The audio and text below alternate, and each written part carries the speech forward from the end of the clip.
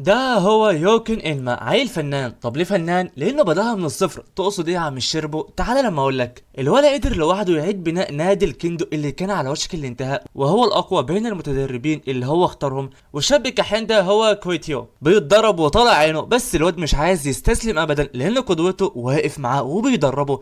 الشخص اللي بدأ من الصفر والرجاله عندهم بطوله بكره، فيوكن بيديله كلمتين حماسيتين واللازم منه، والدنيا السمنه على العسل. ماشي ولا يوكن ولا بيه ولا عليه، مروح وفرحان قوي ان اخيرا هيدخلوا بطوله. فجاه الجو بيتغير، ضباب من حواليه، بتيجي عربيه سودا وبتدوس بطلنا عشان ينتقل الى عالم اخر. ولو ما تعرفش عايزين المشاهد، ده انمي من صناعه ديزني.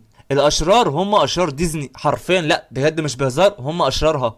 بطلنا بيصحى كده، ايه ده انا فين؟ صباح الفل، طب مساءه طيب. ما بيديهاش بقى. لما اكسر الباب، بيكسر الباب، بيبص كده، بيتفاجئ بالمنظر اللي حواليه. ايش هذا يا ولد؟ والكل مصدوم اساسا. ايه ده يا غالي؟ قالوا صباح الفل. هو انت طلعت بدري ليه؟ بطلنا ماشي، واللي هو قالوا يا جدعان انتوا عاملين كده ليه؟ شكلكوا عامل كده ليه؟ هو انا بحلم ولا ايه يا جدعان؟ الكل مصدوم اساسا من اللي هو شايفه، لان مفيش طالب بيطلع من البوابه لوحده، لان دي طقوس عندهم. لان بطلنا تم اختياره من المرآة السحريه، وهو الان في مدرسه نايت ريفن، ارقى اكاديميه سحر في ارض العجائب المظلمه، المكان اللي بيجمع فيه اكثر المواهب الاستثنائيه عبر العالم بالكامل في مجال السحر. وبيقولوا لبطلنا تم اختيارك لانك ساحر قوي جدا. وقبل ما توصل هنا جاتلك عربيه سودا، صح؟ بطلنا بيقول ايوه فعلا. معنى كده ان انا مش بحلم؟ اللي هو ازاي؟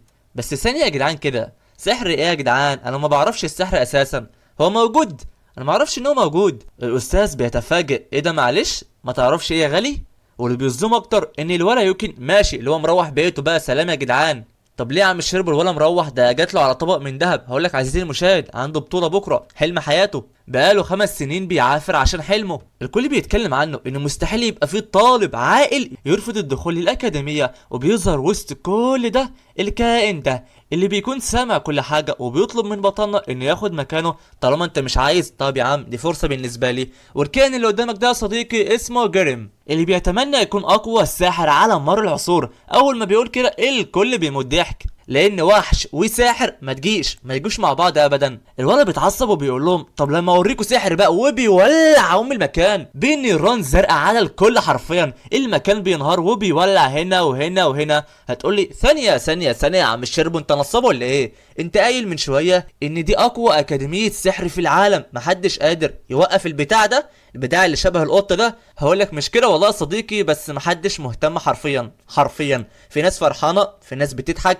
في ناس مش هنا، في ناس نامت بجد وسط النار نايمه ولا هي هنا. وابقى صحيني يا ابني لما الحوار ده كله يخلص. مفيش غير شخص واحد بس اللي متعصب جدا جدا جدا، وهو ريدل. متعصب جدا من اللي بيحصل. اولا الطقوس، ثانيا البتاع اللي ملوش لازمه اللي قاعد يولع في النار ده، والوحش يابا ماليش لازمه ولا ليا شغال نار نار نار نار. ريدل بيرفع عادته السحريه وبيعمل على الوحش الصغير تعويذه اسمها قطع الراس، والتعويذه دي بتوقف اي نوع سحر، وبكده الوحش ما يقدرش يعمل اي كره نار. الاستاذ كل اللي بيعمله بيمسك الوحش وبيرميه بره. وهنا بطلنا وقع من الصدمه، انا فين وليه جيت هنا؟ نار وحش سحر، انا اتجننت ولا ايه؟ المشكله ان بطولتي بكره. ايه يا جدعان؟ بيجي عنده ريدل وبيقول له انت ازاي تتجرأ وتبوظ الطقوس؟ انا هحكم عليك واقتلك حالا. ايه العيال بتجري عليه وبتهديه قبل ما يعمل اي حاجه، وبتقول له هو اكيد مش قصده لانه ما يعرفش الطقوس، ده شخص غريب يا عم واول مره يجي هنا، سامحه المره دي، سامحه، ده اول يوم ليه، فاهدى اهدى. يمكن بيقول ثانيه ثانيه ثانيه ثانيه، اول يوم ليه ايه؟ انا مش هنضم اساسا يا جدعان، انا مش بعرف اعمل اي سحر اساسا، وبعدين انا لسه عارف حالا ان هو موجود. بيقول له رايدل كفايه كدب، مستحيل العربيه السوداء تجيب شخص ما يعرفش حاجه عن السحر. ولكن بياتي الرد من المرآة شخصيا ان فعلا ده اللي حصل. الولد ما عندوش اي علامه من علامات السحر النهائي. المدرس بيتفاجئ هو الاخر وبيقول له انا مش مصدق، بس لو الكلام صح فانا ما اقدرش اقبلك في المدرسه. المرآة هترجعك لمكانك الاصلي. الاستاذ بيعمل تعويذه اصلا، عشان تكون عارف نفس الاستاذ هو اللي عمل المرآة عشان تجيب بطلنا، فهو بيطلب منها دلوقتي ان هي ترجعه. بس المرآة بتقول له ان الشاب ده ملوش مكان عشان يرجع ليه اساسا. الاستاذ بيسأل بطلنا هو انت منين يا ابني؟ فبيقول له من اليابان. الاستاذ مستغرب، اليابان؟ مين اليابان دي؟ ما سمعتش عنها. هو انت بتكذب ياض؟ ها يوكن مش بيكمل كلامه اساسا وبيمشي، مش عارف هيعمل ايه، هيروح منين. يلا انا همشي ادور وزي ما تيجي تيجي. بيخرج وبيلاقي الصحراء فعلا، بيطيروا بقى يابا فوق مقشه، مكان اغرب من الخيال حرفيا. بيجي الاستاذ وبيقول له ها هتعرف تروح؟ بيقول له لا انا استسلمت. فالاستاذ عشان راجل محترم بيقول له هديك شقه هنا عشان تبات فيها ولا حاجه. بيوصلوا للشقه فعلا، بيدخلوا، بتنزل نجفه جنب راس بطنه وكانت هتقتله، وده هزار. هتقول لي هزار ايه يا عم؟ الواد كان هيموت. هقول لك عزيزي لما يموت يبقى يتكلم. طب هزار مين اساسا؟ البيت مسكون بالاشباح مثلا يا شربو بتشتغلني؟ هقول لك لا بصراحه هو فعلا مسكون بالاشباح. هتقول لي ازاي؟ هقول لك بجد والله. هما الاشباح الثلاثه دول الثلاثي المرح دول سكان البيت، بيخوفوا بطننا بقى، يلا انت مرعوب يلا بقى وبتاع. بس للاسف بطننا بيفرح بيهم، لا وايه كمان حبهم على طول، وبيقول لهم من النهارده احنا اصحاب. ايه ده بالسرعه دي يا عم البطل؟ ده انت رايق ورب الكعبه. المدرس بيقعد بطننا لحد ما يلاقي له حل لطريق العوده، وبيوصلوا لاتفاق ان يوكن يكون شغال يعني بينظف بقى وهكذا وهكذا، بمقابل المسكن والمشرب والمأكل. الولد بيروح ينام وبيستيقظ بطننا وهو بينظف التماثيل دي. طب دول ايه يا عم الشربو؟ دول السبع الاساطير، الكائنات الاسطوريه لهذا العالم. دي قالوا عنها ان هي اجمل ملكه في كل البلاد، ودي هي جنيه الشوك. كانت اقوى ساحره بين السبع الاساطير، وساحر الرمال اللي اكيد كلنا عارفينه حرفيا، وده هو ملك العالم السفلي اللي حكم العالم السفلي بالكامل. وايضا ملك الوحوش كان راجل مجتهد واخد العرش بخطط ذكيه، ودي هي ساحره البحر، كان هدف حياتها تساعد حريات البحر دائما، وحققت كل الاماني ومفيش اي امنيه عجزت عن تحقيقها. والاخيره وهي ملكه القلوب، اي غلطة عندها بتقطع الراس مباشرة. ويا صديقي ركز ركز ركز، ده كلام الشخصيات تمام. لو انت متابع ديزني بقى وكده يعني فانت اكيد عارف قصصهم، بس لو ما تعرفش هنعرف في الاحداث الجاية لان دي فيها حرق وانا مش هحرق عليك. ومعانا الطالب ده طالب سنة اولى واسمه هو ايس، والطالب التاني ايضا في سنة اولى واسمه هو ديوس سبيد. وبيظهر لهم تاني الوحش، وبيدخل المرة دي في قتال مع بطلنا، لان على كلامه بسبب بطلنا الولا ما قدرش يكون طالب، فبيروح يهجم على بطلنا. بس بطلنا يابا بتقنية الكندو اللي فنان فيها بيخضع الوحش تحت رجله في ثواني. بطلنا بيمسكه وبيقول له ولا هو انت اللي عايز تدخل المدرسة دي بشدة؟ فبيقول له لانه عبقري اتولد عشان يكون ساحر اسطوري، دايما كان مستني العربية السوداء عشان تيجي تاخده، ولكن ولا مرة جات له، فعشان كده جه مخصوص عشان يدخل الاكاديمية. فبطلنا بقلب حنين بيصعب عليه وبيسيبه يعمل اللي هو عايزه طالما عنده حلم وبيعافر عشانه. ايس بيقول له ايه يا عم الحنين مالك كده؟ مستحيل يدخل وهو ما عندوش مؤهلات يدخل اساسا، ده كان ملوش لازمة يا عم. الوحش بيتعصب جدا وبيديله بالنار، هو بيقول له انزل لي انزل لي، انت عارف انا مين؟ بيهجم عليه هجوم نار، بيرد بهجوم رياح، ضربه هنا على هنا يتفادى هذا وهذا، وضربه ناريه بتغير اتجاهها بتحرق تمثال ملكه القلوب. بطلنا بيطفيه، بيجي المدرس على طول وبيقول السلام عليكم، انتوا الثلاثه مطرودين من المدرسه. السلام عليكم. وعليكم السلام ورحمه الله وبركاته. العيال لسه قالوا صباح الفل، العيال مصدومه ايه الا بطلنا اساسا. بطلنا بيقول له انا مالي، انا كده كده اصلا مش طالب، اطردني طلعني اعمل لي مش مهم. ايس وسبيد هيعيطوا حرفيا. سبيد بيروح للمدرس وبيقول له معلش ده الوحش اللي عمل كده مش احنا، طب بص هنعمل لك اي حاجه، اطلب اي حاجه، مش عايزين نطرد ابدا. المدرس بيقول له اي حاجه ها؟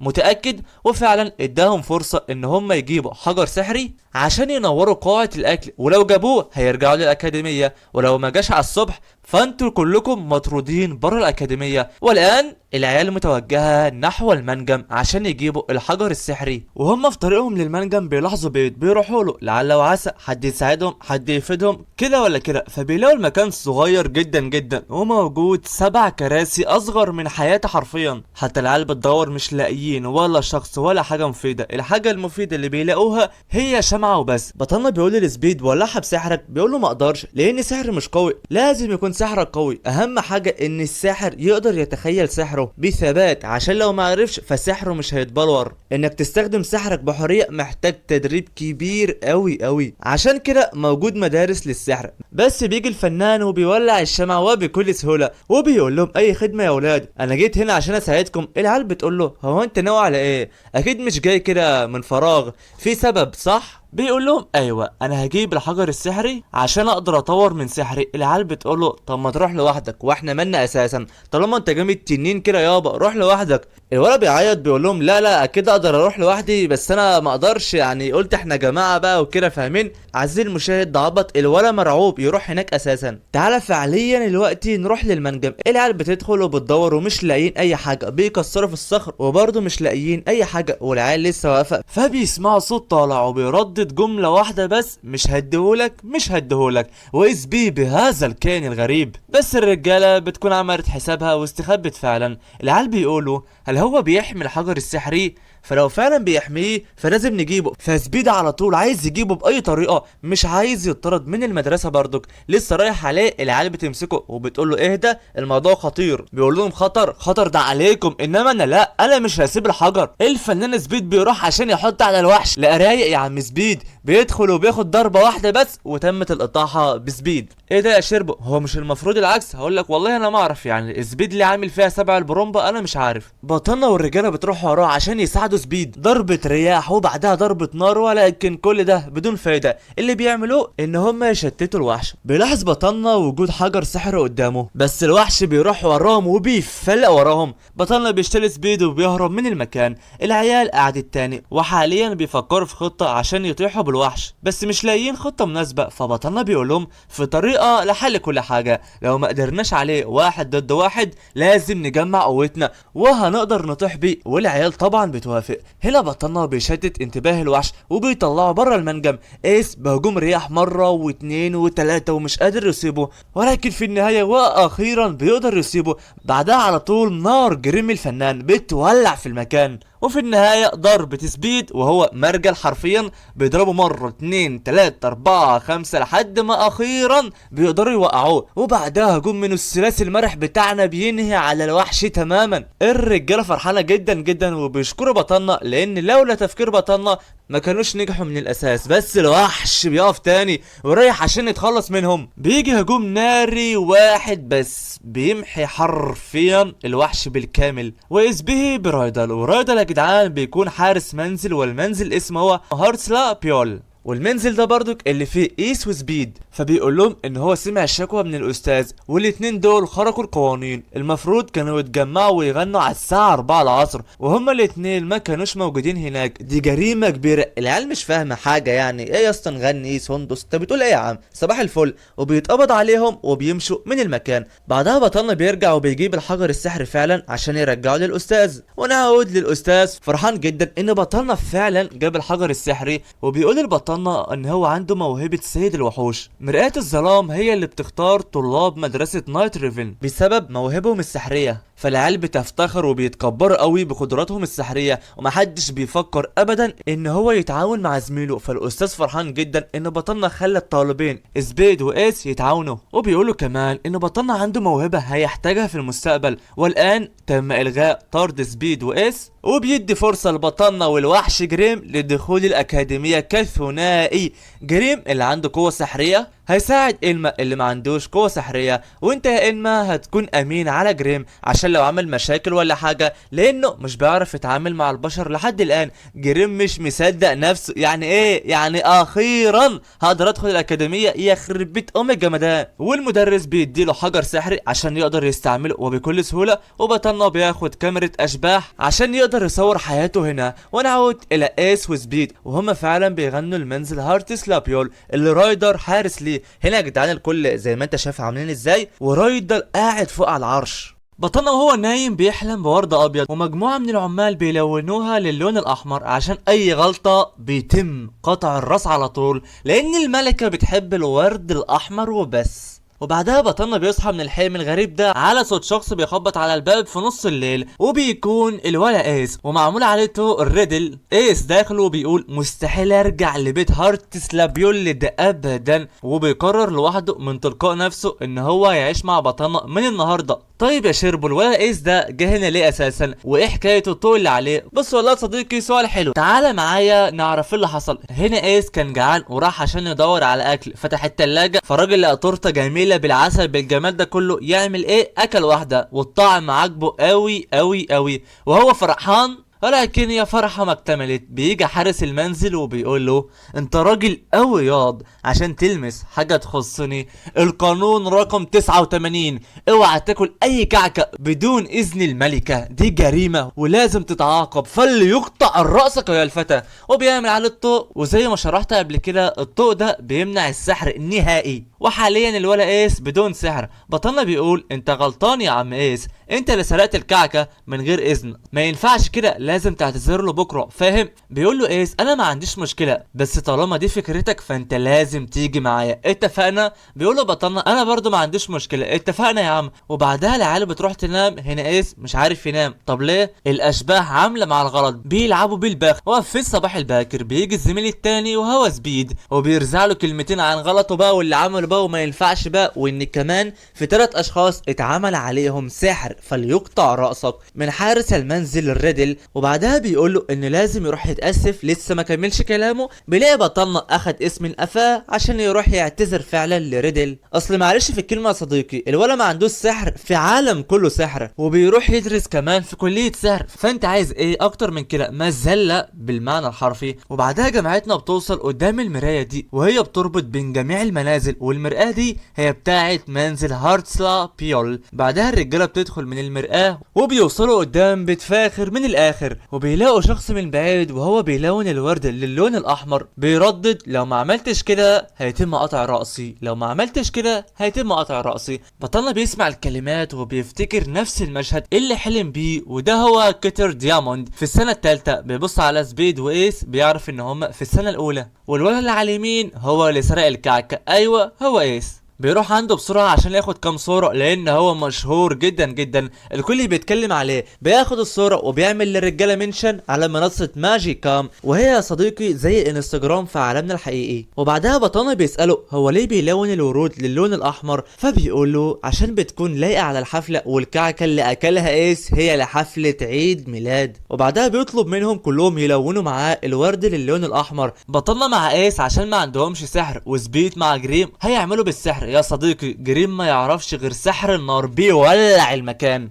بس كيتو بيطفي النار، وهنا سبيد بيلون ولكن مش صح. وبطلنا شغال واحدة واحدة بالراحة وعلى الآخر. بيقول كيتو لازم يلونه بسرعة، ويا صديقي ركز في الكلمتين دول، إن المطارق المستخدمة في لعبة الكروشيه لازم تكون من 7 طيور نحام ملونة، والكورة لازم تكون قنفذ، بس لما تبدأ حفل الربيع أزهار الحديقة لازم تتحول للون الأبيض. طبعا أنت ما انتش فاهم حاجة، بس دي نقطة مهمة هنفهم بعدين، تمام؟ وهي قوانين منزل هارتسلا بيول، لأن ملكة القلوب هي أحد ال7 الأسطوريين، هي اللي حطت القوانين دي شخصيا. ومن بين جميع حراس المنزل الريدل هو الأكثر صرامة، ما يعرفش معنى الهزار أساسا، ماشي على التقاليد والقوانين بالمعنى الحرفي. اس بيقول له انا عايز اتكلم مع حارس المنزل، هل هو موجود؟ بيقول له دياموند موجود، ولكن يا حرام الكعكة اس، هو انت جبت كعكة تانية عشان تعتذر بيها؟ بيقول له لا انا لسه صاحي ما جبتش حاجه اساسا.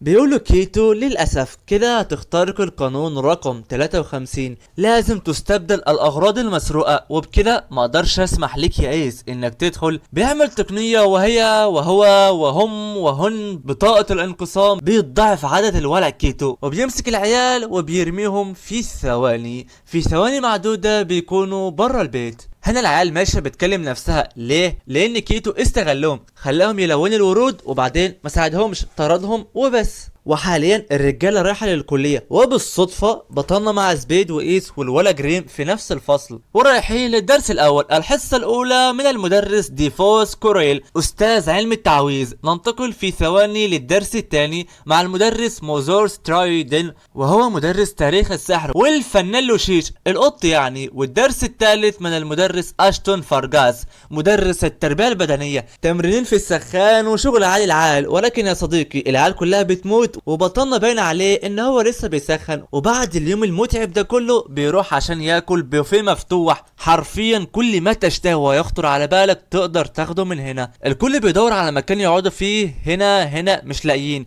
الولا كيتو بينادى عليهم فالعيال بتمشي وبتسيبه، لا بياخدهم عافيه، انتوا صاحبتوني خلاص انتوا صحابي تعالوا هنا، وبعدين بياخدهم وبيقعدهم معاه. وده هو تراي كلوفر في السنه الثالثه ايضا صاحب الولا كيتو. بيقعدوا ياكلوا مع بعض، فبيسالهم بطلنا ليه منزلهم عامل كده، فبيقول له تراي لان مرآة الظلام هي اللي بتختار المنزل اللي انت هتنتمي ليه. انت اكيد شفت التماثيل الحجريه صح؟ في 7 بيوت شبههم بالظبط مبنيه على صفاتهم. اولا منزل هارتسلابيول التابع لملكه القلوب، اما المنزل الثاني وهو منزل سافان كانو مبني على شخصيه ملك الوحوش الاسطوري. معظم سكانه بارعين في الرياضه والفنون القتاليه، بياخدوا الاول في كل حاجة متعلقة بالرياضة، ولاد الذين دول. والمنزل الثالث وهو اوكتافيول التابع لساحرة البحر أرسولا. البيت مصمم عشان يكون شبه قلب ساحرة البحر الطيب الست المحترمة والجميلة. المنزل مليان بالعباقرة. المنزل الرابع وهو سكاربيا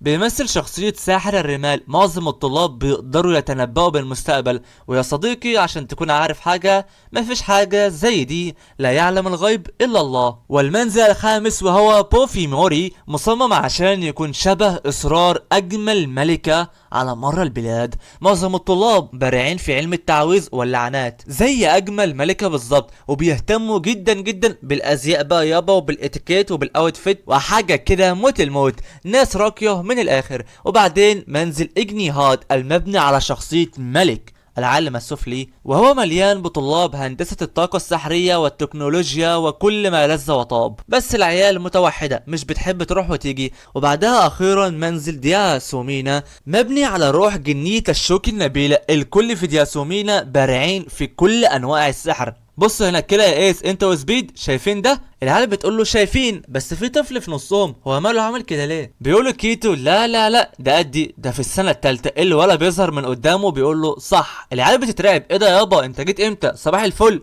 هو انت عملت انتقال آلي؟ فعلا الولا عمل انتقال آلي وقاعد جنبهم وبيقول لهم بدل ما تشاوروا عليا وتتكلموا عليا من بعيد، تعال اسألني انا هرحب بيك انا واصحابي. تعال يا عم بص عشان نكون صحاب، اتفضل دي حلاوة، ايه رأيك انا وانت اصحاب دلوقتي؟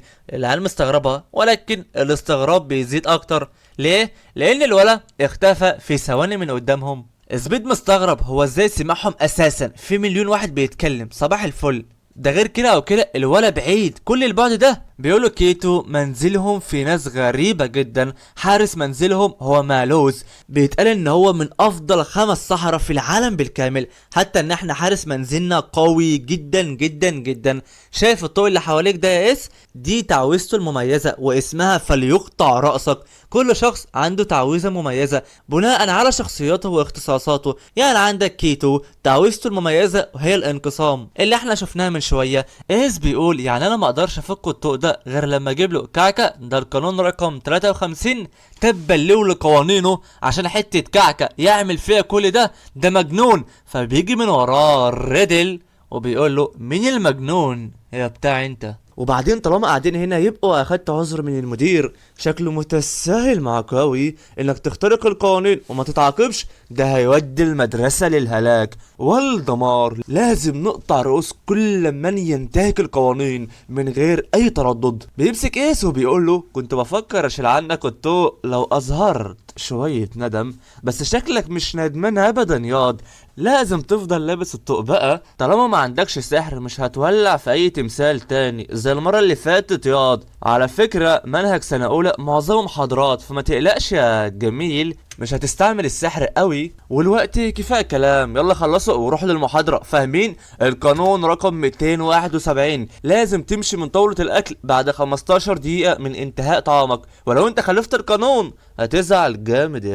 يلا قول لي امرك يا سيدي. العيال فعلا بتعمل كده، امرك ايها الحارس. وعلى فكرة تراي هو النائب الحارس اللي هو الريدل. بيمشي ريدل ليه يا عم شربو؟ عايزين نتكلم معاه، عايزين نعرف عنه اكتر. هقولك لا، الراجل متبع قانون رقم 339 تشرب ميه بعد الاكل على طول. وبعدين ايه؟ الورق خسر دقيقتين بحالهم دقيقتين وهو بيتكلم على العيال، فهو زعلان قوي قوي قوي ان الوقت ضاع منه. العيال مستغربه جدا من طريقته. هنا ريدل ماشي فعيال بيشربوا شاي بحليب، وعيال تاني متضايقه من دروس بعد الظهر، فبيقرروا ان هم يطفشوا لان هي ممله وعايزين يقعدوا في الاستراحه طول اليوم. الريدل ماشي متعصب جدا جدا لان كل كلمه هم قالوها ده اختراق واضح للقوانين. وبيقول هما مفكرين القوانين محطوطه ليه؟ المدير وتراي بيتسهل قوي مع العيال دول، انا مش هسمح باي انتهاك بعد كده، لازم الكل يتبع القوانين لازم. وركز يا صديقي في اللون الاسود اللي نزل على ايه حجر ريدل ده اهو، عشان ده مهم جدا جدا، ركز بس وانا اعرفك ليه.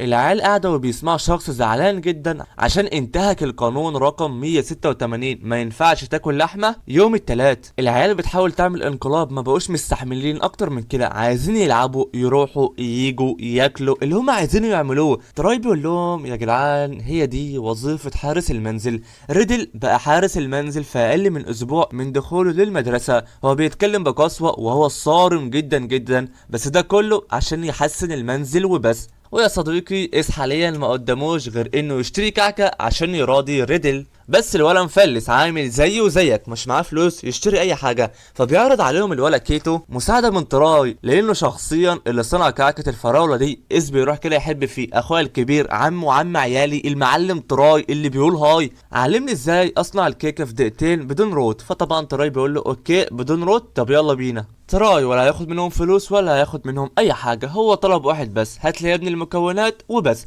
هم هيصنعوا كعكه اسمها الكاستيناء. إيس والرجاله هيروحوا يجمعوا حبات الكاستيناء وهيجيبوا 200 او 300 حبه، فبيروحوا الجماعه فعلا. وبينما بطلنا ماشي مع جريم بيدوس على ديل شخص، بس إلما مش واخد باله اصلا ومكمل طريقه عادي جدا. بيجي الشخص من وراه بيقول له انت دوست على ديل يالا، وماشي كده وكأن مفيش حاجة حصلت. لا لا لا لا لا، ده انا سقف لك بقى، ده انت شجاع ياض.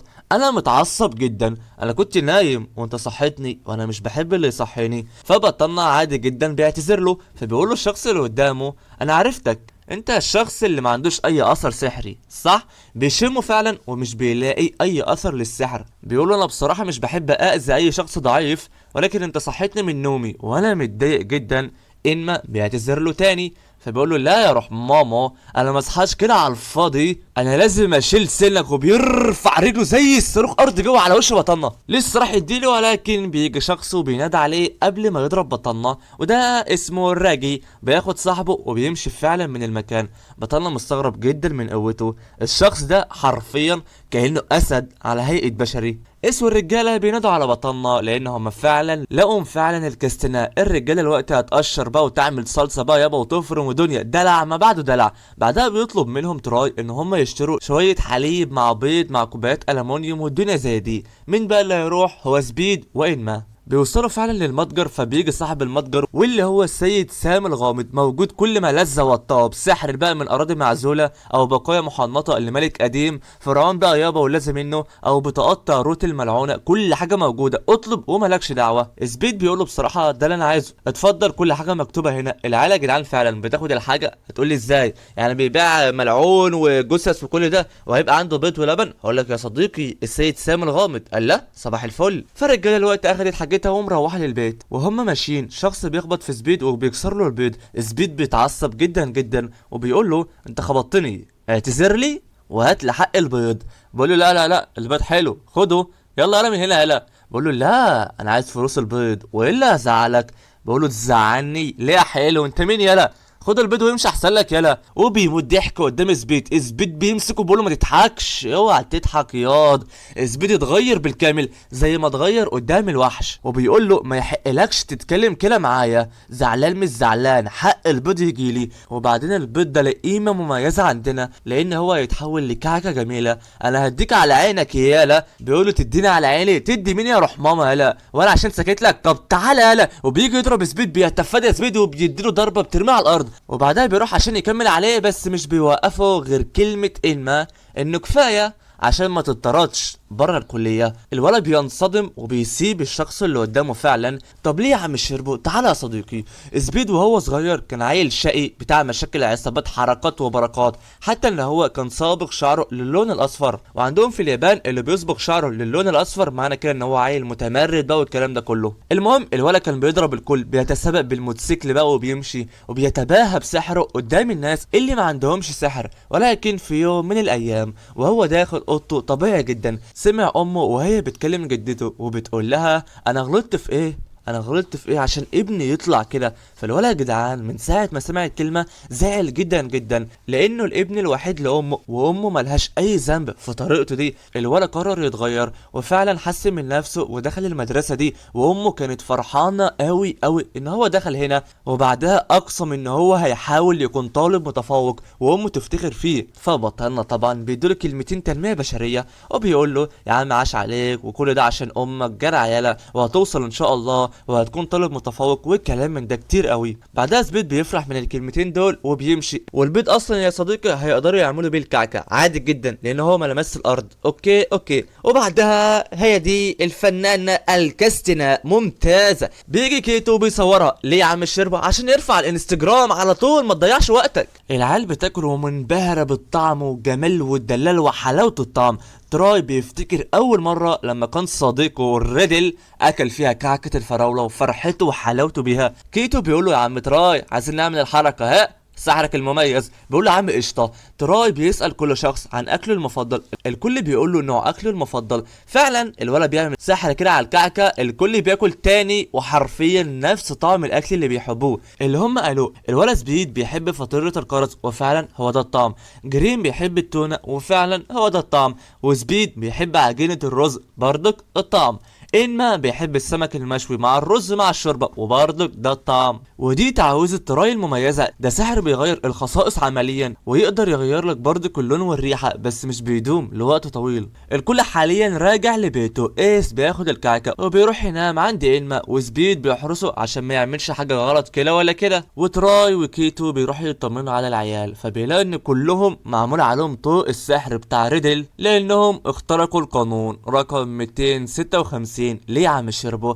العيال كانت بتشرب ليمون مع عسل بس كده شربوا. ايه صباح الفل شربوا القانون ده القانون يا صديقي. طبعا تفكر ايه من بعد الساعه 8 اوعى تشرب ليمون وعسل، انتهى الكلام. فالعيال طبعا بتقول لتراي احنا ما كناش نعرف القانون عشان نخترقه، احنا ما عدناش مستحملين اكتر من كده، ولا قادرين ناكل ولا قادرين نشرب ولا قادرين نعمل اللي احنا عايزينه. حارس المنزل صارم بشكل غبي هو وقوانينه الغبيه دي. يا تراي احنا عايزين نمشي من هنا، ما بقيناش مستحملين، كل القوانين دي غبيه ولازم تتشال. فبيقول لهم تراي بالراحه محدش يقلق انا هتكلم معاه. فبيروح كيتو يعمل شاي الملكه بس بالاعشاب. ليه يا عم الشربو؟ عشان ما يخترقش القانون رقم 153. القوانين ماشيه على الكل. هنا ريدل قاعد مع نفسه وبيقسم ان الكل لازم يمشي على القوانين وحذفر القوانين والا هيزعل زعل جامد. وبعدها نقطه سائل اسود بتزداد برضك على حجر الولا ريدل. وبطلنا نايم بيحلم بحلم التاني برضك. الملكة بتشوف وردة مش متلونة كاملة باللون الأحمر فبتفرح. ليه؟ لأن في شخص هيتم قطع راسه. العيال بطريقة ما بتقول إن المذنب هو إيس. لا سبيد. لا هما الاتنين. بتقول لهم اقطعوا الراس الاتنين حالا. هنا في منزل هارت سلابيول بيستقبلهم الفنان كيتو، وبعدها بيلبسوا جريم طقم شبههم. واهلا وسهلا بكم في الحفله الغير تقليديه لمنزل هارت سلابيول. اس بيلاحظ ان في طلاب كتير قوي لابسين الطوق، اكيد في حاجه، الموضوع غريب فاكيد في حاجه. وبعدها بتبدا الانوار رسميا الحفله. بيدخل الملك الكينج حارس المنزل وهو الريدل، بيبص على الورد ممتاز، الترابيزات بيرفكتو، مشهد خرافي كما قال ابو عبير. الكل بيمسك كوبايه الشاي ويلا بينا يا ابني عيش حياتك، اشرب بقى وكل وحل ودلع ما بعده دلع. الولا ايس بيحس ان دي فرصه مناسبه جدا عشان يعتذر. فعلا بيروح عند ريدل وبيقول له انا اسف جدا اني اكلت كعكتك فعشان كده جبت لك كعكه مكانها، يا ريت تقبلها يا حارس المنزل. فبيقول له ريدل ياه طب ما ده حلو يا عم، الكعكه اللي معاك بقى او اللي انت صنعتها. فبيقول له كعكه الكاستناء الخرافيه. والرياكشن جاب العكس. المفروض ان كعكة الكاستناء الريدل بيحبها ولكن بيديله وش الصدمة وبيقول له الغباء ضياض. الكل مصدوم. غباء ايه يا عم انت بتقول ايه يا صاحبي؟ ايه يا عم شربو طمني ايه اللي حصل؟ هقولك يا صديقي وكالمعتاد وزي ما انت سمعتها مني للمرة المليار تم انتهاء قانون اخر وهو الرقم 562. ما ينفعش تجيب كعكة الكاستناء في حفلة شاي غير ميلادية. ريدل بيتعصب جدا جدا من تصرف الغبي ايس ده، لانه بالمعنى الحرفي او بالنسبة له الحفلة كده باظت. استنى استنى استنى يا شربو استنى، هو ما يعديش دقيقتين الا لما تقول لي تم انتهاء القانون؟ يا اسطى ليه يعني؟ هو في كام قانون؟ هقول لك حلو السؤال ده يا صديقي. بعد حسابات وايام وليالي وكل ده بالظبط عندهم 810 قانون. لا يا شربو اكيد ده افيه، 810 ايه؟ هقول لك لا والله 810 بجد. وتراي حافظ بس 350، ما كانش يعرف ان في قانون زي ده. ريدل بيتعصب قوي قوي قوي قوي وبيقول للايس شيلها حالا يلا. فبيجي تراي وبيقول له دي غلطتي، انا ما كنتش اعرف ان في قانون زي ده. طبعا ما فيش شخص واحد بيتكلم عن القوانين دي، المكان كله صامت. فبطلنا بياخد خطوتين وبيقول هل القوانين دي مهمة؟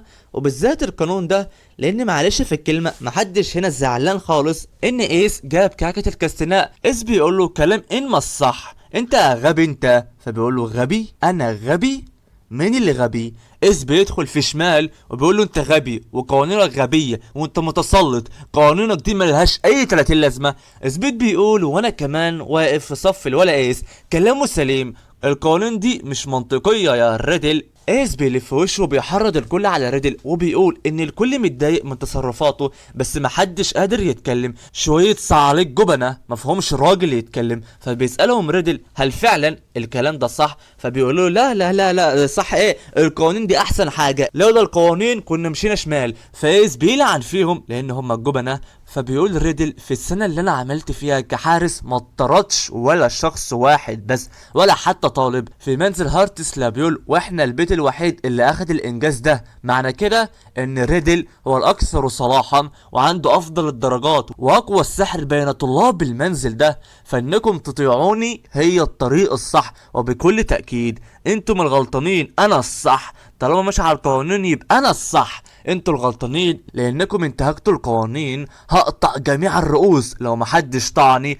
الكل بيعترض عليه واخيرا بيطلع لهم صوت. ايس بيدخل في شمال اكتر واكتر وبعد كلمات بذيئه انا ما اقدرش اقولها لان راجل محترم يعني بصراحه الى حد ما. فبينزل برضك سائل اسود على حجر الولا ريدل. ريدل حرفيا بيديله ضربه واحده بس بيرمي كل من كان امامه ارضا وبيأمر العيال ان هم يطردوهم. وفعلا ده اللي بيحصل. ليه؟ لان هم ما يقدروش يزعلوا حارس المنزل. السائل الاسود بيزداد اكثر واكثر في جوهر ريدل. العيال وهي مطروده واقفه بتكلم نفسها، بيجي شخص وبيمس عليهم ايه ده شربوا دي راسه بس؟ صح معلش يا صديقي انا جبت راسه ونسيت اجيب جسمه، ثانيه واحده هوب هو ده جسمه. وده هو ارتيمي اتريميفيتش بينكر. حلو ده شربوا، اسم جامد الصراحه. وايه كمان يا شربوا ابهرني؟ هقول لك ده بشري وعنده قدرات قط وهنسميه اتشينيا. ايس بيقول له امشي من هنا لان هي مش ناقصاك، احنا لسه عاملين مشاكل مع الطاغيه. فبيقول له انت تقصد الطاغية ده؟ ريدل كلامك مظبوط الى حد ما، ولكن لو عايزين تعرفوا عنه اكتر واكتر اسال الولد ابو نضارات ده يعرف ريدل من طفولته. بعدها بيمشي وبيسيبهم في ثانيه الا ثانيه الولد اختفى من المكان. العيال بتروح عشان تتكلم مع تراي. فعلا اس بيدخل في الموضوع على طول من غير ما يضيع وقته وبيقول له يا تراي انت لحد امتى هتفضل تجاري حارس المنزل ده؟ مش كفايه ان انتوا صحاب من الطفوله يا جدع؟ عيب عليك. بس ما تستغربش واحد اسمه تشينيا هو اللي قال لنا. بعدين يا عم تراي انت اكبر منه، زعق له وانتهى الموضوع. فبيقول لهم انا ما اقدرش اعمل كده لان الانضباط الصارم هو اللي خلى ريدل يتحول للشخصيه دي. كان والداه معالجي السحر معروفين في بلدتنا، كانت توقعات امه عاليه جدا جدا، كانت بتحدد كل دقيقه من حياته للدراسه وكانت بتقرر ايه اللي يلبسه وايه اللي يقراه وايه اللي ياكله وكل حاجه حرفيا، حتى اصحابه يمشي مع ده وما يمشيش مع ده. ومع كل ده كان فعلا بيسمع كلامها واتقن تعويذته المميزه وهو عنده 10 سنين. هو اتربى على كده من صغره. ريدل مفكر ان اتباع القوانين الصارمه بيساعد الشخص على النمو اكتر واكتر، وانك تنتهك القوانين ده شر مطلق. انا عارف انتوا ليه مفكرينه طاغيه وانه اسلوبه غلط، بس انا ما اقدرش ازعقله ولا اكلمه لانه صاحبي. الرجاله بتزعل عليه شويتين وبيفهموا شويه من ماضيه الا ايس بيقوله انا فهمت كل حاجه، معنى كده انك صاحب فاشل وملكش لازمه، انت اللي عملت في كده ريدل ما يقدرش يختار والديه، كده انتهى موضوعهم. بس انت صاحبه كنت تقدر تساعده طالما انت عارف ان والديه غلط، فقول له يا عم عن والديه، وطالما عارف ان تصرفاته غلط قول له برضه. مش عيب انك تعرفه الصح من الغلط، بس العيب انك تسيبه غلطان، لازم تمشيه في الطريق الصح. طالما انت عارف الطريق الصح يا تراي هتسيب صاحبك يبوظ اكتر واكتر والكل بيكرهه ووحيد ومحدش يعرفه وانت واقف بتتفرج عليه من بعيد. انت خايف تقابله ولا ايه؟ عشان ما يحطش عليك طوق برضك على رقبتك زينا. بيقطع كلامهم المدير وبيقول كلامك صح يا ايس، طالما كده ليه ما تكونش انت حارس المنزل؟ الموضوع سهل جدا، اتحدى ريدل وفوز عليه وكده هتكون حارس المنزل. بس اصلا السيد ريدل بقى حارس المنزل عشان فاز على حارس المنزل القديم، وكل الطلاب عندهم حق يقتلوا حراس المنزل الخاصة بيهم، بس ما ينفعش اي حد من بره يشارك. اللي هيشارك حاليا هم ايس وسبيد. المبارزة هتكون بالسحر وبس. العيال اول ما بتعرف بتترعب، لان حرفيا مفيش اي مقارنة بين سحرهم وسحر الولد ريدل. وبطلنا نايم في الليل، حلم مرة، حلم اتنين، تبقى دي ايه؟ تبقى دي التالتة. حلم بالبنت دي وهي بتقول يا سيدتي انت مجرد طاغية وبس ومزاجك متقلب دائما. فبتقول الملكة اقطعوا راسها وحالا. في اليوم التالي فعلا نزال بين ايس وسبيد وايضا ريدل بيشيل عنهم الاطواق. العيال بتفرح جدا، اخيرا يا عم. فالريدل بيقول افرحوا افرحوا افرحوا، اصل بعد ثواني هعمله عليكم التاني وهتلبسوه لمدة اطول. ريدل بيستغرب من لبس الولا سبيد الغبي ده، فبيقول له انما انا اديتهوله. المبارزين في عالمي لما بيدخلوا معارك اسطوريه بيلبسوا. والوقت فليبدا القتال على منصب حارس المنزل. اول ما المرآة دي تقع المدير بيرمي المرآة عشان يبدا القتال، ولسه في ثواني وحرفيا الولد ريدل بيعمل سحر وبيفوز بالقتال وبكل سهوله. الموضوع ما خدش حتى 5 ثواني يا جدع. ده ايه ده؟ العيال مستاءة جدا جدا لان ما كانش في فرصة للهجوم على ريدل. مستوى مختلف تماما عن الكل. بيقول لهم ريدل انهم اتجرأوا على تحديه بمستواهم ده. هو انتوا مش مكسوفين من نفسكم ولا ايه؟ متوقع ايه يعني من شوية اغبياء بيخالفوا القوانين؟ مفيش جديد، فشلة كده كده. مستحيل اي حد بيخترق القوانين يوصل لاي حاجة. امي كان عندها حق في كل حاجة فعلا. ايه هي نوع البيئة اللي نشأتوا فيها عشان تتولدوا بالطريقة دي؟ القرف اللي انتوا فيه ده. عيلة ضعيفة، مهارات ضعيفة، وما حصلتوش حتى على تعليم حلو. انتوا مضحكين قوي قوي قوي. بيلاقي ايس بيديله بوكس بيسكته خالص وبيقول له اسكت يالا كده كفايه قوي. تحدي ايه يا ريدل وكل الكلام ده ايه يابا؟ مين مهتم باي مشكله؟ ولكن ابويا وامي مالهمش دخل، واوعى تتجرأ تجيب سيرتهم على لسانك اساسا. ليه تجيب سيرتهم؟ الاطفال مش جايزه عشان يتباهى بيها الاباء، واللي الطفل بيعرف يعمله مش بيحدد قيمه والديه ابدا. انا عرفت دلوقتي يا ريدل ان تعجرفك ده مش ذنب ابوك ولا امك ولا الذنب اي حد، ده ذنبك انت وبس. بقالك سنة كاملة في المدرسة ومعرفتش تصاحب صديق واحد يقدر يوقفك من اللي انت بتعمله ده. كل ده غلطك يا ريدل. بيبص على تراي لان بالطريقة دي كده يبقى تراي قال لهم على ماضيه بالكامل.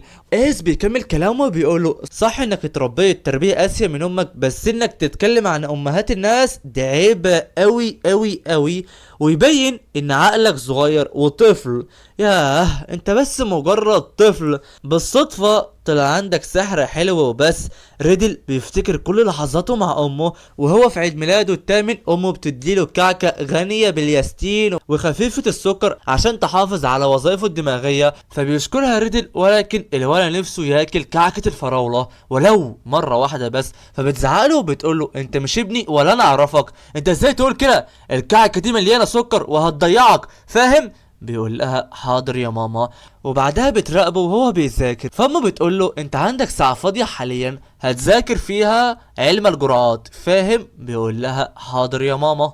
كل ثانية محسوبة في حياة ريدل، ولما عرفت ان هو طلع مع تراي مسكته وزعقت له وهانته كمان على الوقت اللي ضيعه وعلى الخروج اللي ملوش لازمة ده. وبالذات السكر اللي اكله والصحاب الفاشلين وكل الكلام ده، وما تكلمهمش التاني ابدا. الولد بيقول لها حاضر يا ماما، ما يقدرش يعمل حاجه غير كده، مش بيفكر ابدا يعصي امه. وبعدها السائل الاسود بينزل على حجر الولد ريدل. ريدل بيقوم وبيقول انا ما عملتش حاجه، محدش يعرف عني حاجه ولا يحق ان هو يتكلم عني.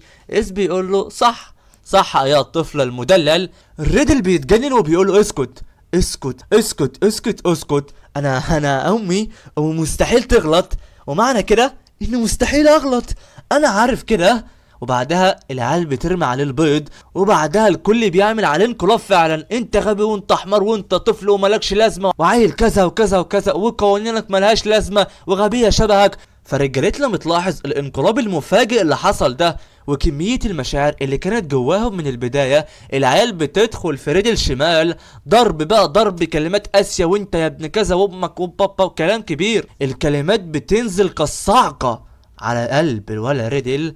المدير والرجالة بيحاولوا يهدوهم بأي طريقة، بس العيال مش بتهدى ولا حد بيقف أبدا غير لما الملك إلما يقول لهم الكل يسكت. ازاي تتجرأوا وتوقفوا القتال؟ اللي هيتكلم او هيعمل شغب انا بنفسي هقتله. والذكر يتكلم. من بعدها محدش بيتكلم.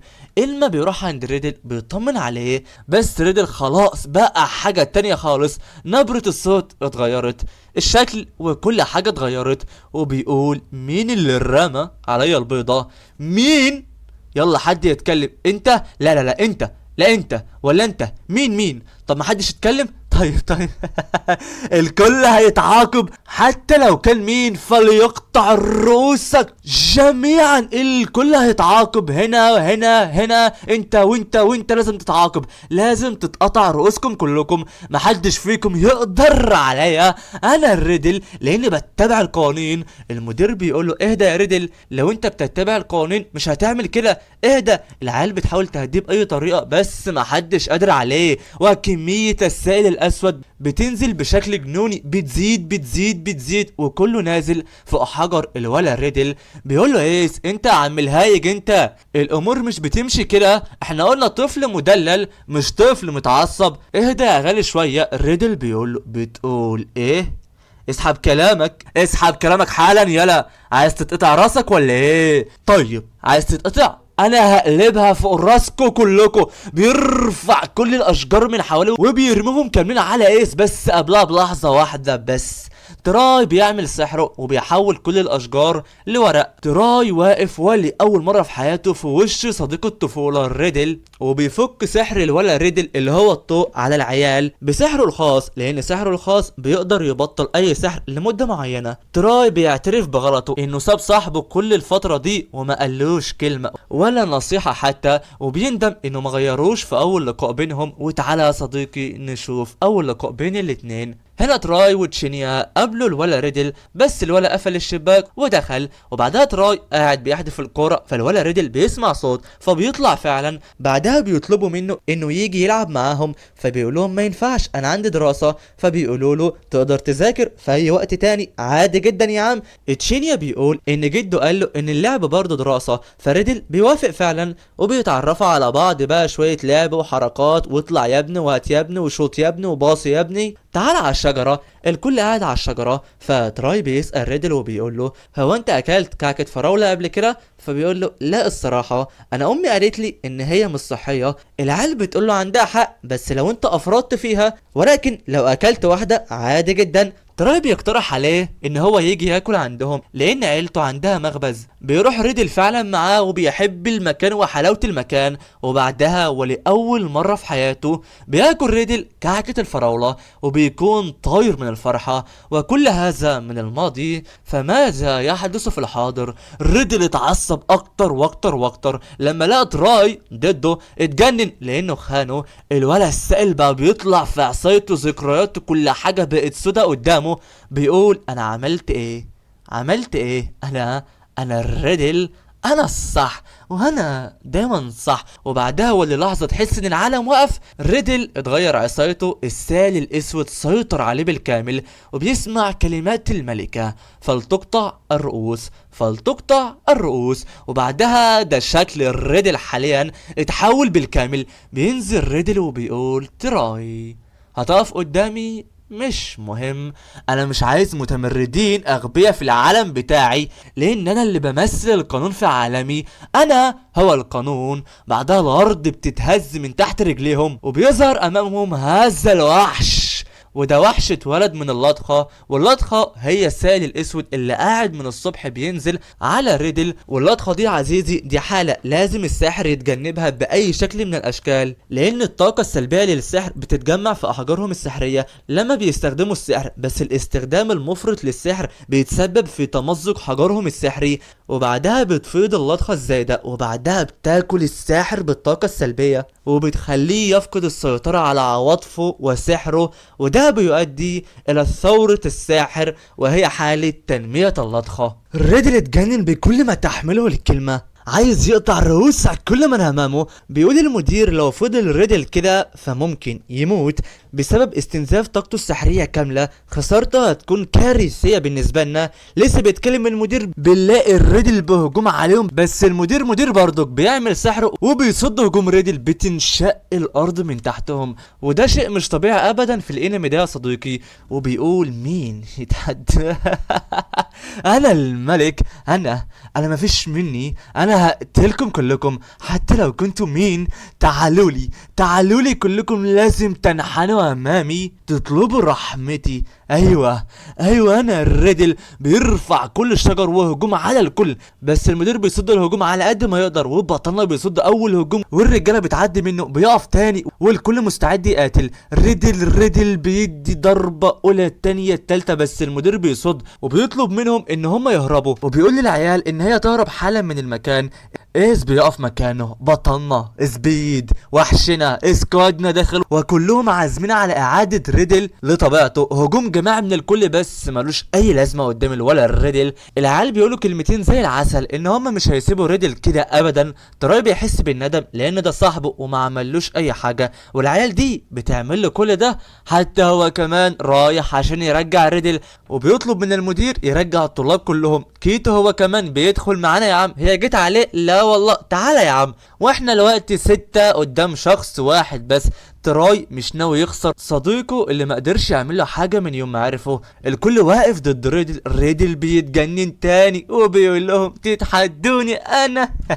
كلكم هتموتوا حالا بالا. بيرفع عليهم سيوخ من اللطخه وبيديهم. اس بيرد بهجوم رياح وبيرميهم لبعيد، بس بيرجع عليه تاني وبيتفادى الاولى والتانية والتالتة، وهوب اترمى على الارض. والاسهم دي بتاكل الارض، بتاكل اي حاجه هي بتقع عليها. وكل ده ليه؟ بسبب اللطخه اللي عليها. ريدل بيعمل مليار، حرفيا لا بليار سهم تاني، بيدي العيال الكل بيصد، بيتفادوا، بيضربوا اللي بيروح اللي بيجي. وبنشوف ان بطلنا وحلاوته بيصد الاولى التانية التالتة. بيبص على شماله بيلاقي الولا جريم واقع على الارض ومتعلق، واللطخه بدات تمسك فيه، وبعدها بتمسك في بطلنا هو كمان وبتبدا تاكلهم. مش عارفين يعملوا ايه بس تراي بيجي وبيمنع عنهم اللطخه وبيمحيها هي كمان. الريدل بيتعصب ان تراي واقف ضده وبيكسر الارض من تحتهم كلهم وبيرمي اسهم كتير. الولا سبيد بيقع على الارض والاداه السحريه بتاعته وقعت، بيبص كده عليها وبيكون مشتت، فبيجي هجوم راح يصيب سبيد، ولكن الولا كيتو بيجي وبيضحي بنفسه عشان الولا سبيد يعيش، وبعدها بيترمى على الارض وكيتو بيودع الملاعب للاسف. طيب ضحكنا هزرنا يا مساء الفل يا عم سبيد، دي مجرد نسخة بس مش اكتر. خلينا نكمل يا عم القتال. ريدل بيرفع اسهم تاني، بس كيتو وتراي مع بعض انما ايه دمار وشرار. ده بيصد من وراه، لا ده من على اليمين، ده لا من على الشمال، والدنيا زي الفل. واحد بيصد الاسهم، التاني بيكسرها، التاني بيبطل سحرها، وشغالين ضربات. العيال عامله جمدان بالمعنى الحرفي. اس بيدخل هو وجريم وسبيد نار مع جريم، بقى سبيد دمار، بقى شرار بالمرجل، وحتى بطلنا بيتحمس وبيضرب هو كمان. ريدل بيكلم نفسه بجنون تاني وبيقول: ازاي انا ما غلطتش؟ انا مستحيل اكون غلط، انا صح دايما. لو انا غلطت يبقى مين الصح؟ ولو انا غلطت يبقى امي غلط؟ لا والله انا امي ما غلطتش في حياتها. وبعدين لو انا غلط برضك يبقى ايه لازمتي في الحياة دي؟ انا مش غلطان، انا امي صح فانا الصح. الولد بيفقد تركيزه ونفسه وما عادش قادر يسيطر على نفسه. بطلنا بياخد الوضعية والخوذة وسلاحه ورايح قدام على ريدل، لان هو عارف الوقت ان هو مش مركز. ريدل بيديله ضربات بس بطلنا بمشيته وحركته الغريبة جدا بيتفادى بكل شياكة واناقة، والضربات اسرع من الصاروخ حرفيا. وبيؤمر سبيد وايس والولا جري على التعاون الجماعي. الكل بيعمل كده فعلا وبيساعدوا بطلنا بيمهدوا له الطريق، واحد هنا بالرياح والتاني بالنار والدنيا شرار ودمار. بطلنا بيدخل وبيقول له ارجع لصوابك يا ريدل ارجع. فبيقول له ريدل دي تحدوني انا وانتوا عارفين ان انا الاقوى في هذا العالم، ليه بتتحدوني يا شويه حسالة؟ انتوا ضعفاء، انسحبوا ابعدوا توسلوا لي عشان ارحمكم، ده الاحسن ليكوا. وبيجي يضرب بطلنا بس بطلنا بيتفادى بضربه وبيكسر وحش ريدل ولطخته وبيرمي ريدل مهزوم على الارض. وتعالى نرجع لماضي الولا ريدل. ريدل بيفتكر ماضيه وبيقول امي كل الحاجات اللي انت منعتيني بيها انا حبيتها قوي كمان، الالعاب، الاكل، الكعكه الجميله، الصحاب، كل ده انا حبيته. وهنا توبيخ امه ليه ولاصحابه ولعيلته وكل حاجه. الولد بيقول برضك لازم اسمع القوانين، قوانين امي صح دايما صح، بس انا قلبي بيوجعني، هل في قانون يخفف عني وجع القلب؟ ايه الحل لوجع قلبي؟ انا ما بقيتش عارف حاجه. بعدها بيقع في اقصى الظلمات وبيلاقي وميض نور، شخص بينادى عليه عشان يطلعه من ظلمات اليأس الى النور، وبيمسكه وبيرجعه فعلا. ومين النور في حياة الولا ريدل؟ اكيد يا صديقي هو تراي. بيصحى ريدل بعدها فعلا، وبعدها العيال بتحكي له اللي حصل له بقى اللطخة وكل ده. ريدل بيعمل ايه؟ ريدل بيعيط وبس، وبيفتح لنا قلبه اخيرا وبيقول ان هو كان نفسه جدا جدا في كعكة الكاستناء اللي ايس عملها، كان نفسه ياكلها ومش فارق معاه الزهور الحمراء من البيضة، وبيحب العسل جدا وبيحب السكر وبيحب الشاي بالحليب وبيحب ان هو يتكلم مع الناس ويقعد وقت طويل ويشوف ويجي، يعني اختراق كامل للقوانين اللي معمولة. وكان نفسه يلعب مع تراي وتشينيا وبيعيط زي العيل الصغير. تراي بيتأسف له انه ما قالوش الكلمة دي من زمان، وهي ان اسلوبه غلط ولازم يتأسف للكل. وفعلا بيقوم يتأسف للكل، طبعا الكل بيوافق وماشي يا عم مفيش مشكلة الا ايس. بيقول له يا اسطى فين الكعكة بتاعتي؟ اعمل لي كعكة عشان اقبل اعتذارك، انت طردتني وزعلتني وحطيت عليا طوق، وانت عشان عيطت دمعتين هسامحك؟ لا والله الكعكة ارجولة يلا. وبيني وبينك وعايزين حفلة غير ميلادية تانية عشان ناخد وقتنا كده بقى ونتدلع ونتكلم.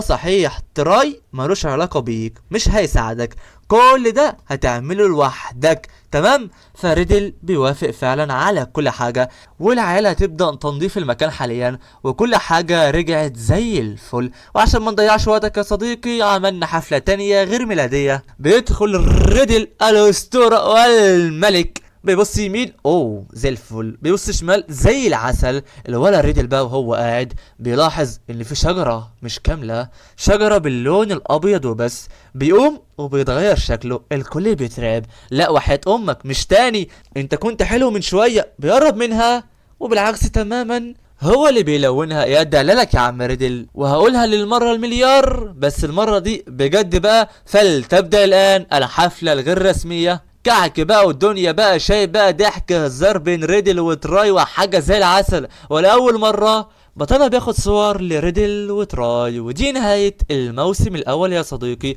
بس قبل ما تقفل الفيديو تعالى معايا لما أعرفك اللي هيحصل للموسم التاني، مختلف تماما عن الموسم ده. ما هو مش كل شوية هنروح لبيت ونعرف مين بقى زعيمه ونعرف ايه سحره ونعرف كل الكلام ده، لا والله. ركز معاه في الكلمتين دول. فاكر الولد شينيا ده من مدرسة مختلفة عن مدرسة نايت ريفن، ومدرسته هي السيف الملكي، وهي بتنافس مدرستنا. بيتنافسوا الاتنين بين بعض دايما في رياضات عالمية وكده. وطالما رياضة مين بقى اللي بيتوعد ان هو هيكسب كل حاجة؟ هو الملك ده. هنا ريدل عاش حياة جديدة خالص يا صديقي. بيلون الورد شخصيا، بيشرب شاي، بيحط سكر وسكر كمان، وسكر كمان بيسهر بيقعد مع العيال بيضحك وبيهزر، الولد بيبوظ نفسه. مش كده يا عم ريدل؟ ما انت برضه لازم تتبع شويه قوانين والا هتبوظ خالص يا عم ريدل. وبس يا صديقي، الموسم التاني ان شاء الله هيكون جامد. قبل ما اقفل الفيديو ما تنساش الصلاه على حبيبك النبي